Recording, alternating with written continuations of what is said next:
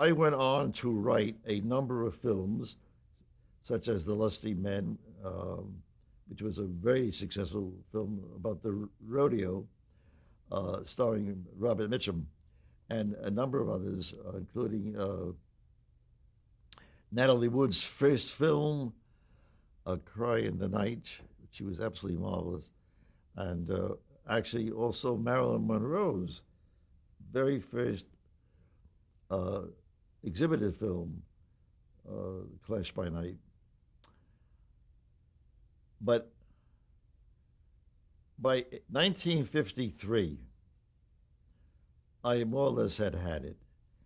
I would sit in a theater and look, at my own films, my own screenplays that I got credit for, and I would say to myself, there's something wrong here. I am not writing a real screenplay.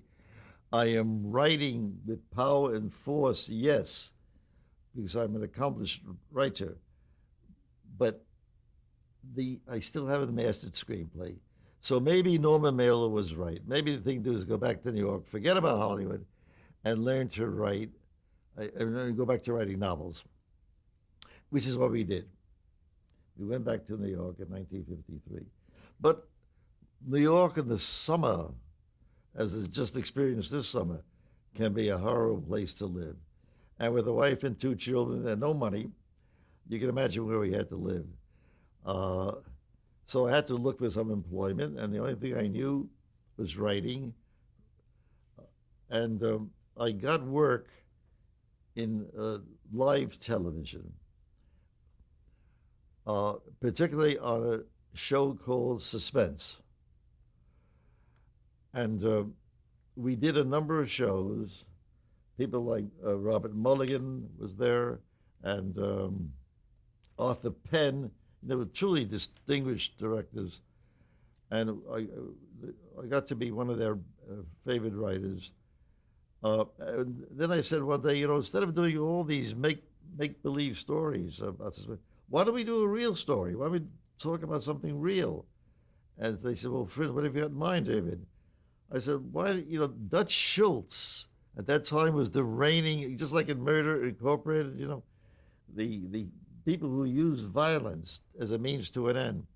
Always a fascinating thing to write about, to analyze. Why are they doing it? Who put the gun in their hand? Who trained them? Who's responsible? Suicide bombers are another reflection of that. Who directs these young people to destroy themselves? Anyway, uh, and evades responsibility. But so they said, well, Dutch Schultz, yeah, I said, he's a fascinating, he controls the absolute underworld of all New York, the entire metropolitan area. So isn't it dangerous to write about him? And when we announced that we would do it, we got threats, and they were very frightened, very concerned. I said, not to worry, though I was plenty worried, not to worry, they won't dare do anything. And fortunately, I was right, they didn't dare do anything. And we put the show on. Now it came to casting it. And when you cast a show in New York City, the available pool of talent are, for the most part, or to a great extent, uh, young dancers and young men who appear in musicals, And Broadway and actors. Broadway is the Sure. pool of Broadway actors. Well, they're not distinguished by great strength for the most part. They may be very good actors, but physically they don't come off as a physical. That's why Brando was such a sensation because he did.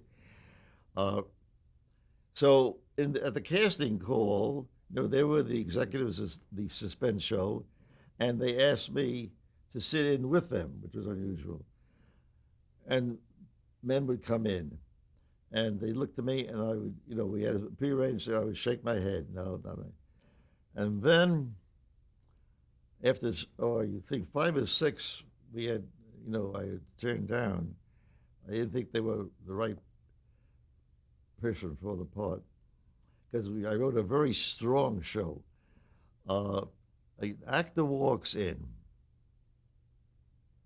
he strides in, he looks around at all of us sitting there, all so-called executives and the writer, and he shows us utter contempt. I mean, as much as a man can do it, you know, and he dominated the scene. You know, he was a physical force.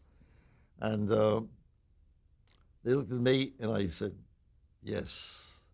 His name was Rod Steiger. I knew you were going to say that. Oh, that's good. Rod Steiger. It was his first part. And he won the Best Acting Award that year.